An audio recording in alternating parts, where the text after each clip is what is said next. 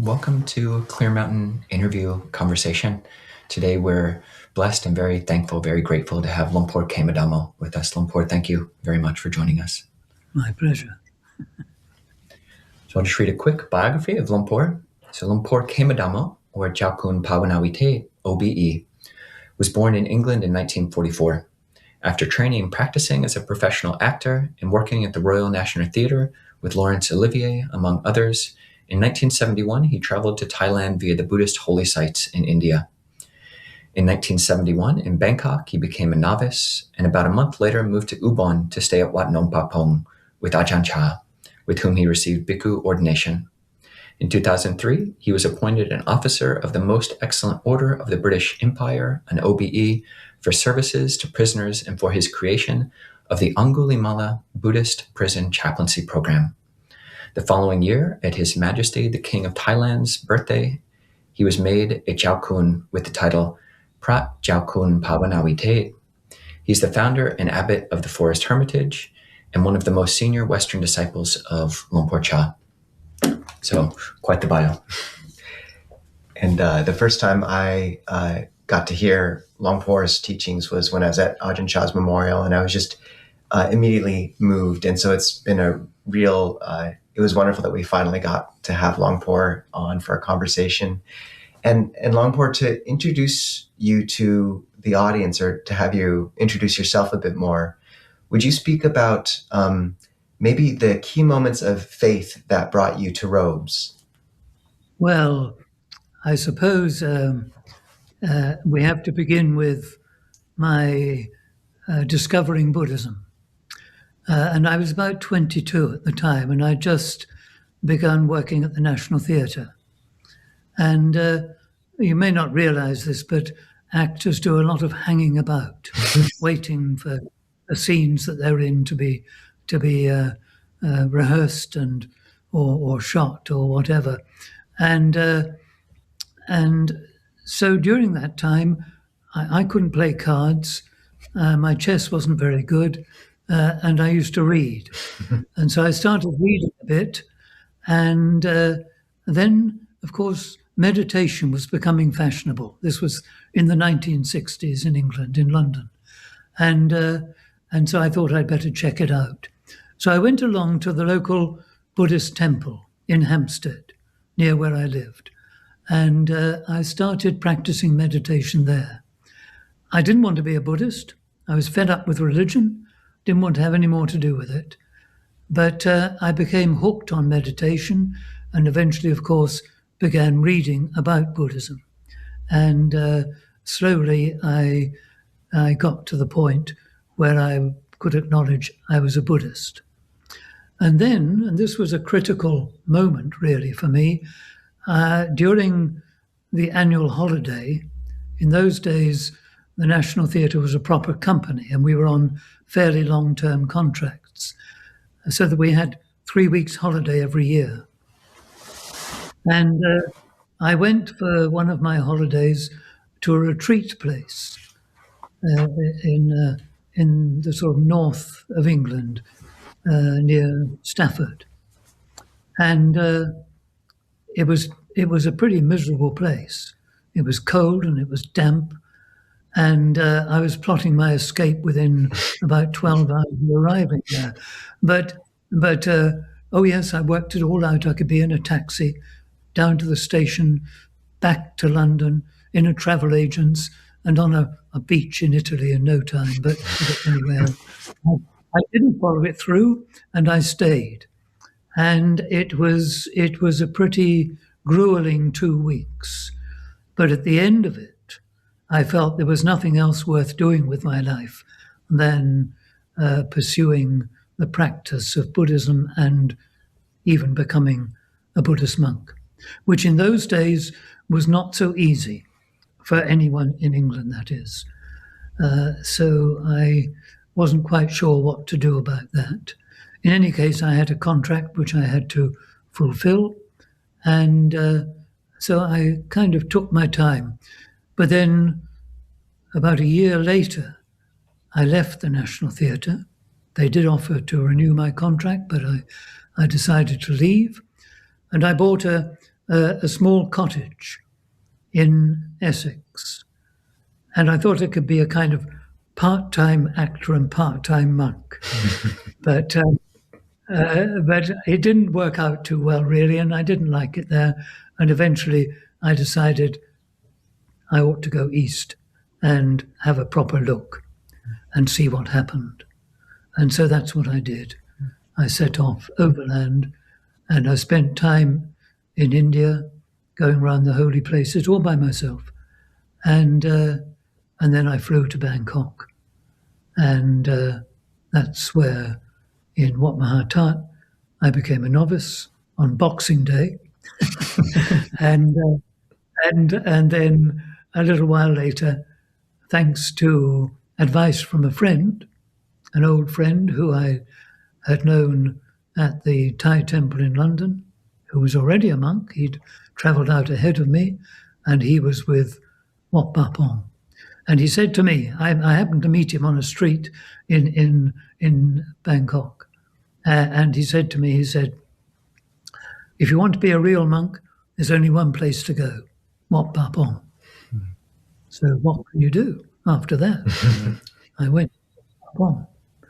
And that's where my life really as a monk properly began. Yeah. Lumpur, we'll definitely go much deeper into your relationship with Lumpur Chah and what you learned from him. And I am curious just to linger a little bit on your training, formal training as an actor. And I'm curious if there are any specific skills that you were developing as an actor, which did transfer to being skills in meditation, or if it was the opposite. I mean, on one level, it seems like you're cultivating the capacity to embody a self as an actor, perhaps, whereas in meditation, you're trying to drop that. Or how would you frame that whole shift in your life? Well, I haven't really seen it as a shift. I've seen it as an extension. And you see, and I do look back on my training as an actor. That was terribly important to me, and has been important throughout my life. That whole process of training as an actor, yes, you're taught to investigate the minds of people, and you're taught. I was taught, really, a practice of meditation. And of course, I used to do a practice of meditation at times, sitting in front of my mirror, making up and so forth, and going over in my mind what my character was about and what he was trying to do. And that was one of the things we were taught to investigate. What is he or she trying to do? You know? And it rhymes very well with Buddhist teaching, I discovered. So I've not felt really. I mean, people think about the glamour of being an actor, and there's bits of that in the life of an actor. That's what people outside see, but it's far from the whole story. It's very hard work being an actor, and being a reasonably successful one. And I was reasonably successful. And I worked a lot, and I worked very hard. People don't see that. Nor do they see the kind of introspection that it requires. And that, of course, connects with Buddhism and Buddhist practice. And I would say that there is a spirituality to theatre and to being an actor. I wouldn't have said that at the time, but with hindsight, yes, and I think I was involved in that. I wasn't doing it for the money. I feel in a way it's kind of matured beyond what I was doing then, I suppose. And the whole training of an actor and the discipline of an actor has been invaluable as a monk. It has made me, I realize, and some people don't like me for this, that I can be exacting and a bit severe. But then I learnt from the actors I worked with, particularly Laurence Olivier. People nowadays, of course, don't remember him very well, but he was arguably the greatest actor in the world and one of the greatest there has ever been. But he was a stickler for perfection and, well, I suppose in a way quite very particular. You know, I mean, his makeup for Othello, I can't remember how many hours it took him, but he went to great lengths with his makeups. So he'd be sitting there for a couple of hours, 2 or 3 hours. And I think almost every hair of his beard was put on individually. Yeah. Lumpur, it's interesting. I know in ancient Greece, they often put the theater next to the hospital. So this idea of healing the body and healing the psyche seemed quite appropriate. And I hadn't expected the conversation to go this way. But I want to ask more about that act of embodying a self. But before that, I really can't move on without asking about your opinion about the Dharma of Shakespeare. You know, I've heard someone say that all Western literature exists in the shadow of Shakespeare, and, you know, a towering intellect like that. What kind of gems of wisdom or Dharma have you seen in Shakespeare? How do you think about that writer?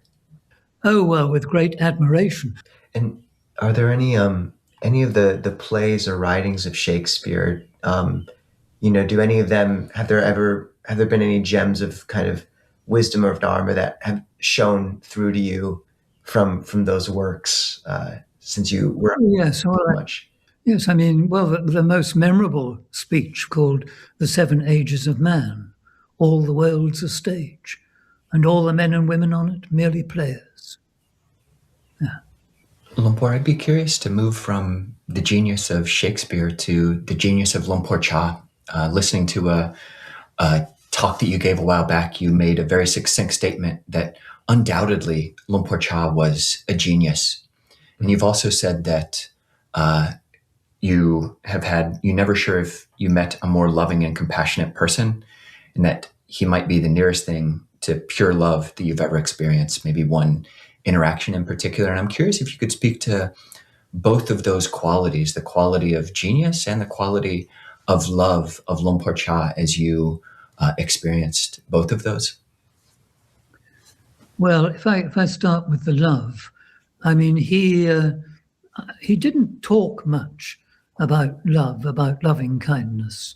He did, but you know, it's not something I remember him saying about.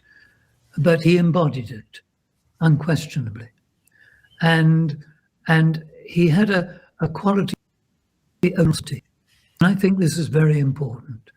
I've been thinking quite a lot about it lately, and speaking about it too, about generosity. I think it's terribly important.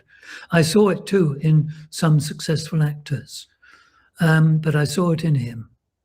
And there was certainly one occasion early on when I didn't realize he was behind me, standing behind me somewhere, and he called my name. And as I turned, it was like I was sort of dazzled by this, by his presence. Difficult to explain. And it happened again once, some time later. But of course, you know, he had a great deal of, despite the fact that he could be very demanding and very strict, and he wasn't an easy person to live with on occasions, I can tell you. But he certainly had a go at me more than once, but you know, I didn't mind that. I was used to that. This was part of the benefit of being an actor. And we were taught very early on, you're going to be criticized, get used to it. And it's true. And so as a monk, I wasn't too bothered. I took notice of what he said, but I wasn't upset or offended by it. And I think I almost expected it. But as a genius, he wasn't an unremarkable man when you first met him. That was my experience. I wasn't sort of bowled over by him when I first met him, not at all. And when I first went to Ubon and went to Wat Pah Pong, I was a bit turned off by the sort of extreme kind of faith people had in him, including one or two of the Western, well, American monks who were present. I didn't really quite like that, and I couldn't easily accept it. But as time passed, he really grew on me. And that's, I think, when I began to see the genius of the person. Because when you teach the Dharma, well, you can only repeat what so many people have said already. But you can repeat it, you can say it in ways that make it live. He was an entertainer and teacher. I suppose he had a kind of magnetism. Certainly, there were a lot of monks drawn to him and wanting to live with him and train with him. And his approach was to use, this was something that was unusual at the time, to use the Vinaya, to use the discipline, make it a tool with which you could fashion and develop yourself. And that was unusual. And he also, of course, developed a core practice of the temple, which was also important. And everyone fell in with that. Longpor, Yeah. It's rare we get these glimpses into Longpor Chah, and I wondered if you would be able to speak a bit more about one or two specific stories that really did kind of have stayed with you since your time with him, either of faith or of him, as you said, kind of admonishing you in a way that kind of stuck around, or anything really, just a glimpse into Longpor Chah, a few specific anecdotes. Well, I was very fortunate that I spent quite a long time with him. I don't think many people appreciate that I did have that contact with him. I spent one pansa at Wat Pah Pong, my fourth pansa, and I would often go Pindapat with him during that time. And then later, of course, I was fortunate because I came with him and Ajahn Sumedho to England, and I spent quite a lot of time with him then, and I had to look after him and do things for him. And I took him, I invited him to visit the family home, my parents, and that's where I grew up. And so I had to take him on the train down to Portsmouth and then across the ferry to Gosport, where my father picked us up. And he stayed a couple of nights, I think it was. And during that time, first of all, we can show him around a bit, And so we took him out on a drive, and the plan had been to take him to Winchester Cathedral, but it poured with rain. It just teemed with rain when we got to Winchester, and there was no chance of getting out of that car and getting anywhere near the cathedral without being drenched. So we gave up on that, and we turned back And then on the drive back, my mother insisted that we call at a distant cousin of mine, someone I hardly knew, really and truly. And so we called in there. And of course, it was time for afternoon tea. And it was a very English setting. So in we went, and the tea came out, and all the family there, and my parents and so on sat around the tea table up one end of the room, quite a long room, and with the cups of tea and the seedy cake and all the rest of it. And down the other end of the room, on a sofa, sat Lumpur Chah and me. And after a while, he nudged me in the ribs and said to me, in Thai, of course, he said to me, "Ask them if they suffer." My immediate reaction was, this is neither the time nor the place, but about to just get out of it. And the room went quiet. And they'd noticed that he'd said something. And they were all sort of poised, teacups halfway to the mouth. And I was trapped. And I had to say, he wants to know if you suffer. Imagine the anyway, I had to say to him, they don't understand. And then on that same trip, so there it was, Sunday evening, he'd been in churches and cathedrals and whatnot, but this was used to leading. So he's marching ahead, right up the aisle. And there's all these people, I didn't know what they thought was happening.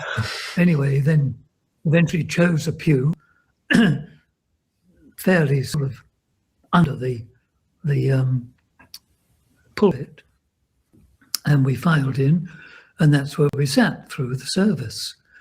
And there was a kind of stand-in clergyman that evening who was desperately nervous, and made more so because when he got up to give his sermon, Lumpur Chah produced his tape recorder. He had a small Sony tape recorder which he was devoted to. So you see pictures occasionally of him. It looks like he's got a priest with a prayer book, but it's actually a Sony, one of those little dictaphone type things. So plonk sat down. And this poor man, I mean, he was a nervous wreck up in the pulpit trying to give his sermon. And it wasn't very good at all. Ajahn Chah, of course, didn't understand a word of it, but he realized it wasn't very good. And later on, he said, back at Hampstead, he said, even Khemadhammo could have done better.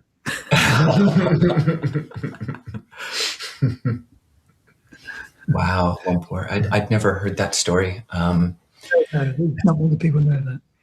That's fascinating. One story that I have heard seems quite consequential. You were riding with Lumpur Chah on a train to somewhere, and you asked him a question and got basically the advice that became the genesis of the Angulimala prison project. Could you talk about that occurrence and what is the Angulimala prison project? Well, that was the occasion when I took him down. We were on the train to Portsmouth, and the Hampstead Buddhist Vihara was the address that the prison service had for matters and inquiries about Buddhism. And I knew that. I knew that before I went to Thailand, because I knew Kapilawado, who founded the English Sangha Trust. And in fact, I went to see him just before I left England. He died the same year. So I saw him in something like August, and he died, I don't know, I can't remember now, but in November or December. But he told me that he used to get inquiries from the prisons. And of course, when we arrived in Hampstead in 1977, then inquiries came in from the prisons. We had a letter from the chaplain at Parkhurst on the Isle of Wight, another one from the chaplain at Pentonville in London, and a phone call from the chaplain at the women's prison Holloway, not very far away, in London. So that was starting. There was an interest. And clearly, if anyone was going to respond, it was going to have to be me. And I was quite interested. I didn't think there were many prisons in England. So I had no idea really quite what I was getting myself into. I thought that I might have something to offer. So I was interested. So then on that journey, I thought I'd better ask Ajahn Chah what he thought about it. So eventually, I rather sort of gingerly put the question to him about, should I go into these prisons? Should I accept these invitations? And so far as I remember, he was pretty direct, and Thai can be very direct, and so it was, bye, go. So that was it, really, and so that's what I've been doing ever since. So it's nearly 50 years now. I'm still doing it. And as I say, to begin with, I thought there were only 2 or 3 prisons. I'd heard of some, particularly the famous ones in England, Parkhurst, Pentonville, Holloway, those 3, in fact, very well known. I knew about them. I didn't know where they were, but I knew they existed. Anyway, I started going. So I went to the Isle of Wight, to Parkhurst, and when I got there, I discovered there were 2 more prisons on the island, and all 3 were expecting me. I went to Pentonville, I went to Holloway, and what I discovered, and this was particularly the case from the 3 on the island, was prisoners get moved to other prisons. And so that was started to happen. I was seeing on the Isle of Wight, and the prisons there got moved. And then they rather expected me to come and see them in their new. I gradually began to collect prisons all over the place, mostly in the south of England.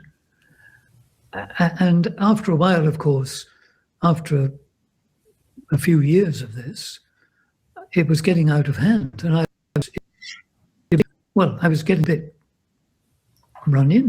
done in by it all. Because the journeys were not easy. I didn't have someone to drive me. People would organize a railway ticket for me. But then when I got off the train, I'd have a mile or 2 to walk. And so that was what led us to think about organizing things properly. And what was happening, what I discovered was happening, was that a person would have an interest in Buddhism. There'd be no Buddhist chaplain or no Buddhist visitor. So we thought this was just no good. We needed to have someone appointed to each prison, even if there were no Buddhists in the prison. So there was someone ready to go in when a Buddhist appeared. So that's what we decided to do. And we went and had a meeting with the sort of hierarchy of the prison chaplaincy. And they were a bit suspicious of us, but they sort of warmed us when they realized it wasn't going to cost them anything.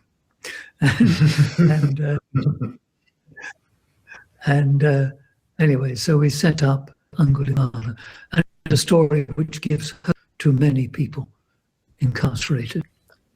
Thank you so much, Longpor. And the story of Angulimala is likely one many of our listeners do know. But for those who don't, the story of a kind of mass murder in the time of the Buddha who converted, ordained and became an enlightened being. And one of the things most profound, I think, about that story is how the kind of transmutation of Angulimala, and how much spiritual kind of power he had hidden in him, ready to emerge very quickly when the Buddha opened that door. And I know one thing you've spoken about in terms of those who are incarcerated is how in many ways their lives are quite similar to those in the monastery, and that you saw this immediate parallel. But I'm curious, there's so many things you could have done with your extra or additional time in England and as a monastic. What in particular led you to feel this work in the prisons was worth continuing, and giving so much time to? Was there something you saw in the kind of transformation of these incarcerated people which felt particularly meaningful or precious, such that you felt, inspired to give so much of your life to it?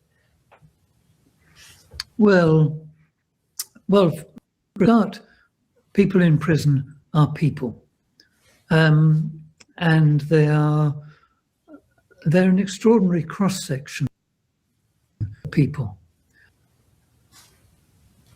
But you have to remember, you see, that no one is just a criminal or just a prisoner or just a murderer or just a burglar. And for all the terrible things that some people have done, they all have qualities. And I've witnessed and benefited sometimes too from their generosity and kindness and sheer humanity.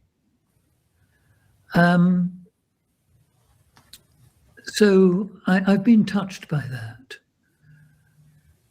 And you have to also to realize that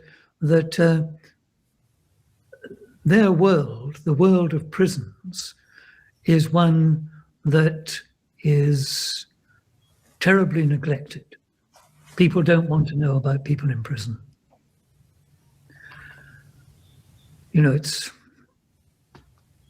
They're written off by many people, by the population at large.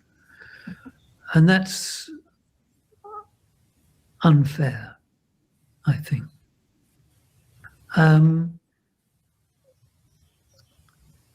So I've always felt a tremendous sympathy with people in prison.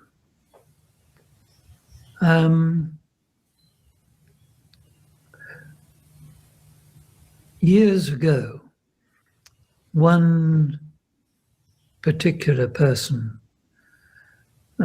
being who had been in prison a very long time, paid me an extraordinary compliment. And he said of me on one occasion, he said, "You love us." I'm an Englishman.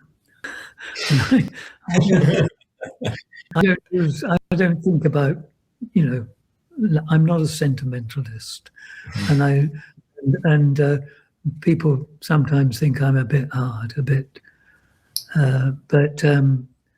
it really touched me, that, and I thought to myself, well, I think I didn't say that to him, but I thought about it afterwards, and yes, I suppose that's true.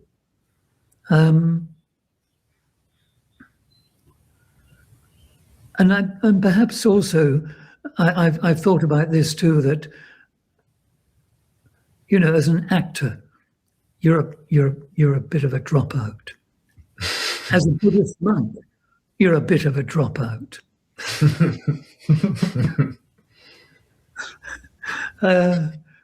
And as a prisoner, you're very much a dropout. So perhaps, I could connect with that.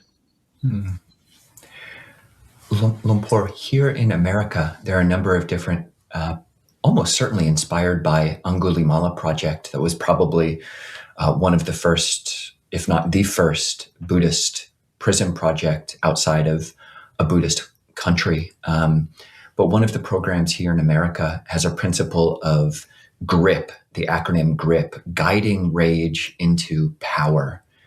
And I'm curious if you could speak to that. A lot of people do go to jail because this quality of rage, this quality of anger has just expressed itself. And it is one of the tragedies of anger and rage that, in an instant, you can just destroy a life, your own life, the life of another person. And I'm curious if you could speak to that, any real shifts or the capacity that you've seen to transmute this quality of dosa or of anger into something useful. I've not been. I was rather shocked by what you've just said, because I don't. Of course, people in prison do get angry and frustrated, but I'm not sure that that's what's brought them to prison. I don't have that sense, really. I mean, of course, there will be exceptions, and certainly one man I can think of increased his criminal activity because he was getting angry at how he was treated, not in prison but outside. Wouldn't immediately say, oh, anger and rage. I certainly wouldn't use the term rage is behind the criminal activity and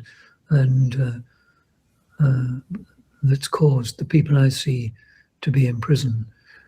There are many tragedies, of course. But I wouldn't.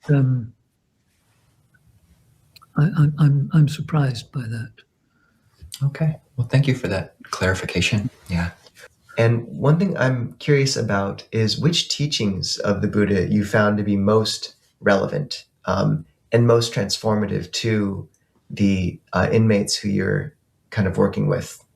I think really the fact that people can change, but also there is more to any of us than sometimes meets the eye, and certainly more to people who've ended up in prison than just being criminals or prisoners, and for that to be acknowledged and to be developed, that potential, the potential is there to do more and to do better, and even ultimately to be an enlightened being, and that's tremendously helpful, really. Otherwise it's so easy to just be condemned as such and such, when in fact there's a lot more there. And Lumpur, which teachings have you seen particularly useful in terms of bringing out that potential in transforming people? What kind of practical means does the program you've brought to the prisons entail? Well, we simply teach the buddhism, so and from the very basics, the Four Noble Truths and so on. But certainly the practice of cultivating the brahmaviharas, we've realized, is very important. I mean, it's important to anyone, I think, but particularly to people in prison, because the whole business of being restricted and being unable to go home and being unable to do various things can be frustrating and make people angry. And of course, living in close proximity, you can't, if you fall out with someone, you can't go to another room, or you can't do things that normal people can do. So that practice we found to be very important. And for people to, and this I think is important for anyone actually, to learn to love themselves, or at least appreciate themselves. I think nowadays, for a lot of people don't really love themselves, don't really appreciate themselves. And I think that's terribly important. And you see, it's led me to, I mean, I've contemplated the Brahma Viharas for years, of course, but the third, as it's translated, always has struck me as being very kind of clumsy, you know, sympathetic joy or empathetic joy. A bit of a mouthful, and nowadays I prefer to think of it in terms as appreciating the good qualities in someone, and appreciating even the good qualities in yourself, because they get overlooked, you know. And it's the negative traits that people tend to focus on. And you know, we easily criticize other people. It's much more difficult to really look at someone, even someone you don't like very much, and say, well, he may be, you know, a bit nasty sometimes, but he's very generous. Boy, I really appreciate that, seeing mudita as appreciation. I also appreciate the softness, the root of mudita being mood, or to soften. And I'm curious, in terms of appreciation, some of the statistics I looked at of the Angulimala project are almost certainly dated, but at one point you had 1,600 inmate students and had trained 50 or more kind of Buddhist chaplains. But specifically on this, in the Buddhist chaplain training program that you kind of created or oversee, one of the suggestions was that Buddhist chaplains be familiar with other Buddhist schools. So have an appreciation of other Buddhist schools and be able to kind of minister to someone who is maybe Tibetan Buddhist or Chinese Buddhist or something else. And I found that really interesting and big-hearted. And I've always, in my mind, because you're one of the most senior students of Lumpur Chah, have really held you in my mind as like this bastion of pure theravada in my mind.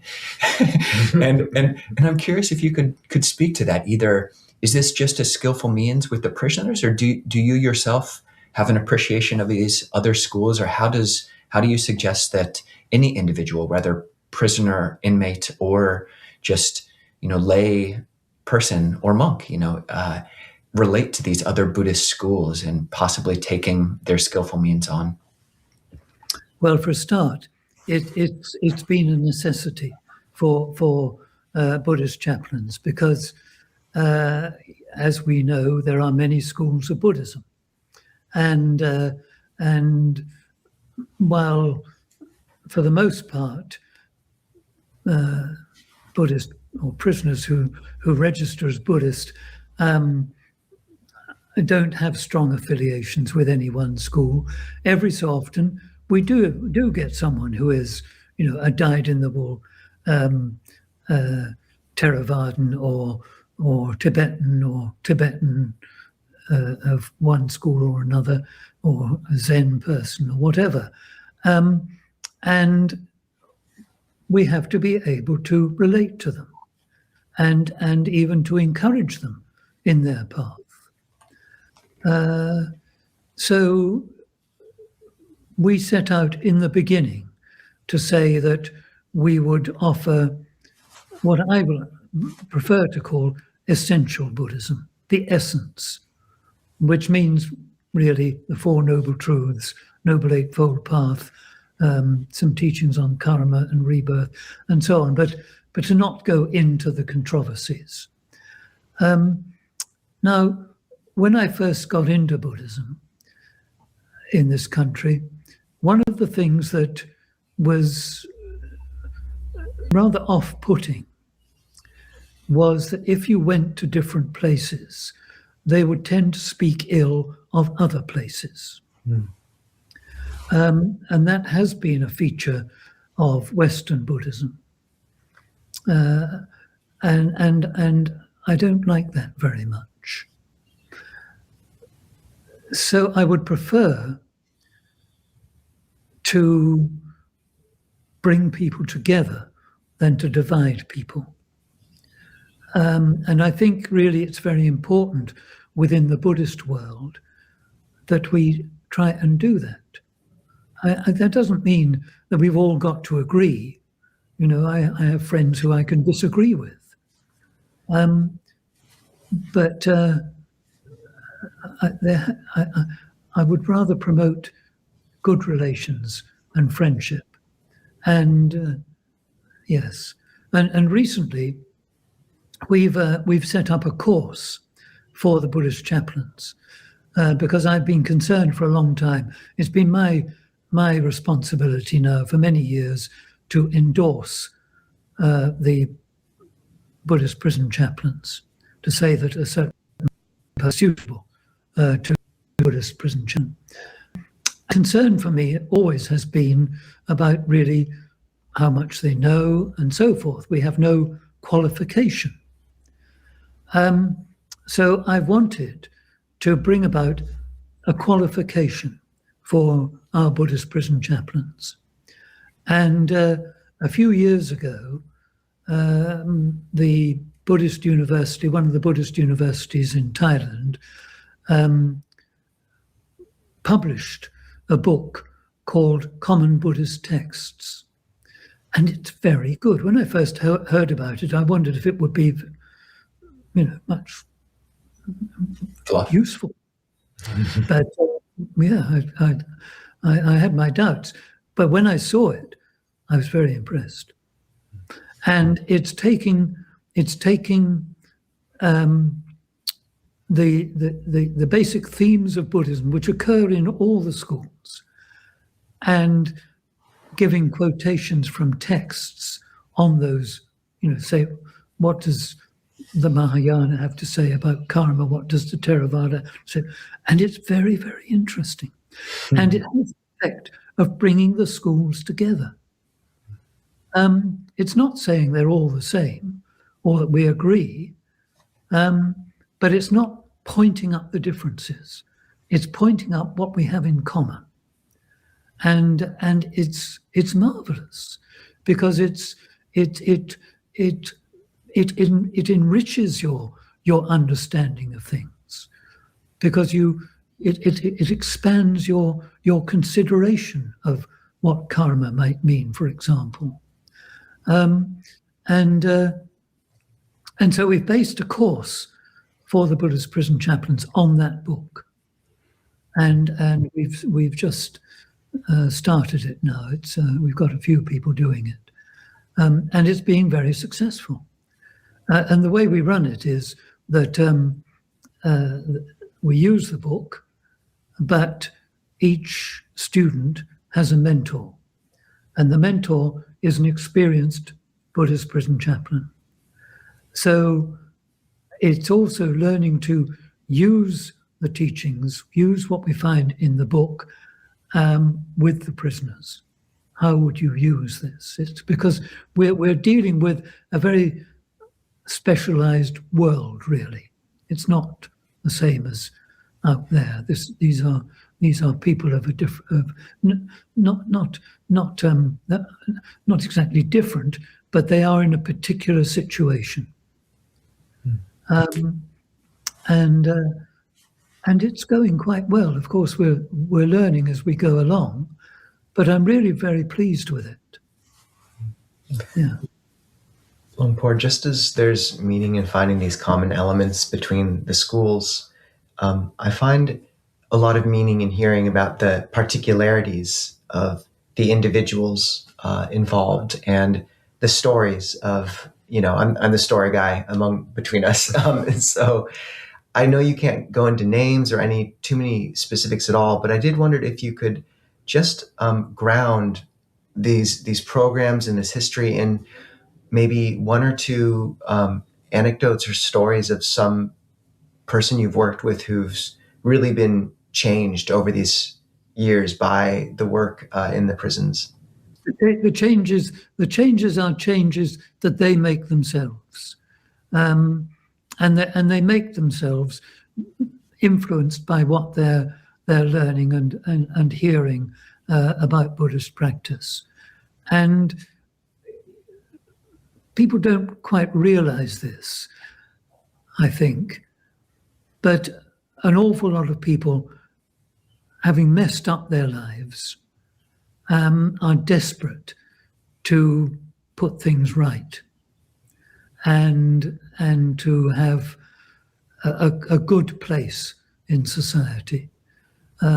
So when they take up the Buddha-dhamma, it's a means, they realize, of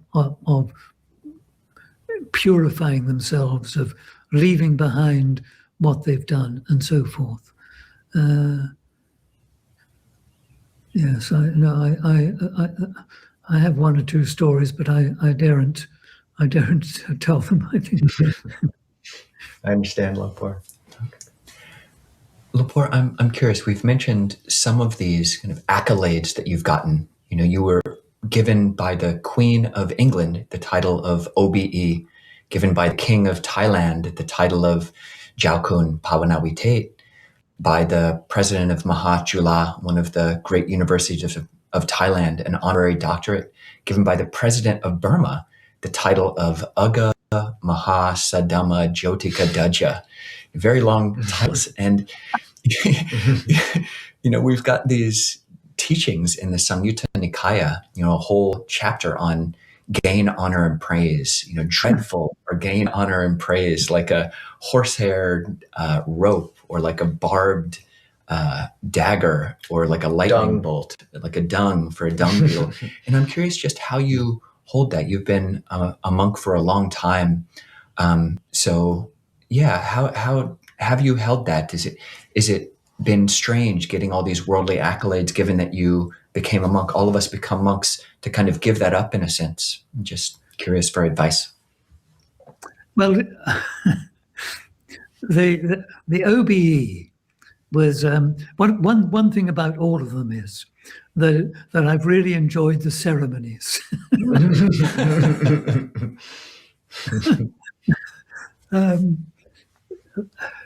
But apart from that, of course, you know,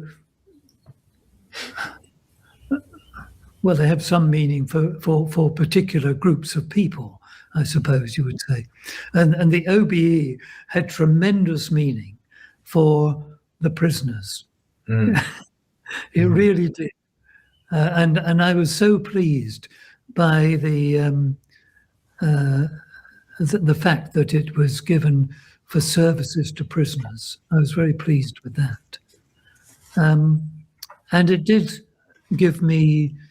has given me a bit more, I suppose, respectability, and that I think has been useful in what I've done with the prisons, and being able to speak about stuff in prison. It's yeah. So that's been useful.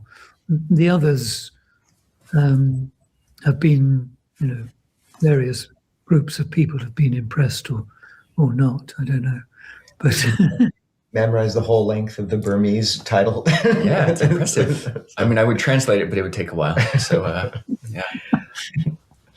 Lumpur, it was a wonderful ceremony. it's interesting. We have you know, we were writing out the different questions we had for you, and they're just all these little facets of different parts of your life, which I think are really worth asking about. And one we haven't touched on is kind of monasticism in itself. And I remember the first talk I heard you giving, I think you said, you know, they said I wouldn't make it, but here I am. And, you know, and something like that. It was a certain kind of appreciation for the fact that you've managed to stay in robes for so many years. And I'm curious, you know, what have you seen as the key element keeping someone in robes as a monastic? What have you seen as kind of the quintessential ingredient? Well, I mean, for me, it's the best thing to be doing, um, and and I can't really, I suppose.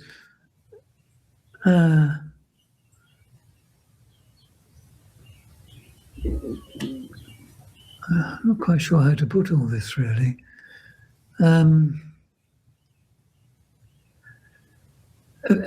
As we all know, it can be quite a difficult life at times, and certainly it's been so for me. It hasn't been easy, but you can't go back in life. I don't want to go back. You've got to go forward, and this for me is the is the best thing to be doing. It's the highest and the best thing to be doing. I may not be doing it as well as I'd like to, and sort of certainly looking back, now I'm getting oldish. I can sometimes wish I'd done a better job of it. Yeah, I can say that. I wish I'd made a better job of it. But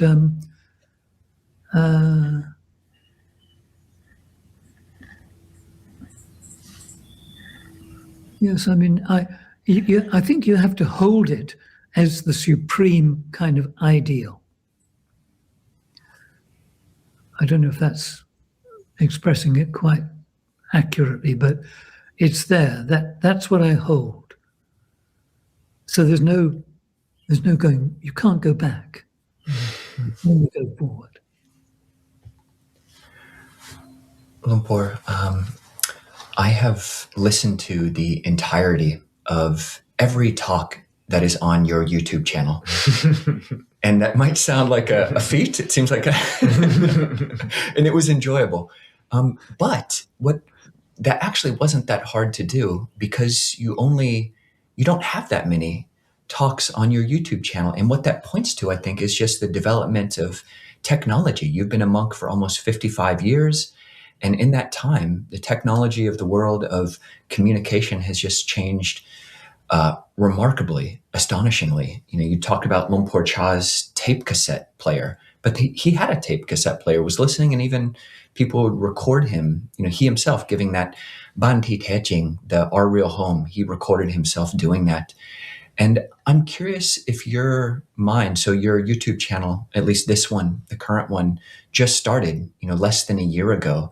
And I'm curious if your mind has changed about, different monks have different perceptions about the allowance or the appropriateness of monks having a YouTube channel or being on Facebook or being on Instagram or whatever. And I love monasteries that have strict policies for junior monks. I certainly benefited from that at Abhayagiri. But as a senior monk, just curious of your thoughts, either about how media has changed or about how you choose to interact with media now and sharing your voice and your wisdom with the world. I've certainly very much benefited from it. So, thank you. I've never been that comfortable about recording things and recording myself, and I haven't had, for the most part, as or even going back to the days of tape recordings and so on, I haven't had people recording me, and I haven't particularly minded that. And somehow it relates back to, I appreciated the theatre. I liked the theatre more than film or television. I did it all. I did film, television, radio. I liked radio a lot. I liked doing radio.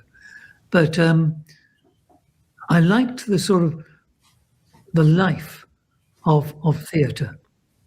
It's a living experience.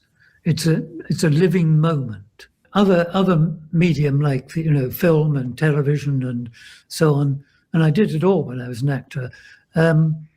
That's to me is kind of dead. It hasn't got the life of the moment, and I feel this way a bit about talks and stuff, and I think that's partly why I haven't bothered very much about recording things and We're glad you made an exception today, Longpor. And in terms of sort of the alive moment for people, we've kept you for quite a long time, but I did have this final question. One of the most, I think, sort of raw or direct experiences people can have just in their weekly lives is encountering people in the city or on the street who really are struggling, and who I think probably, as you mentioned with some of the inmates you've worked with, really only seeing the darkness in themselves, or really conceiving themselves as cast off or dropped out of the bottom of society. And I know people often don't know how to interact with people like that in a way that makes them feel seen, makes them feel honored, and kind of preserves their dignity.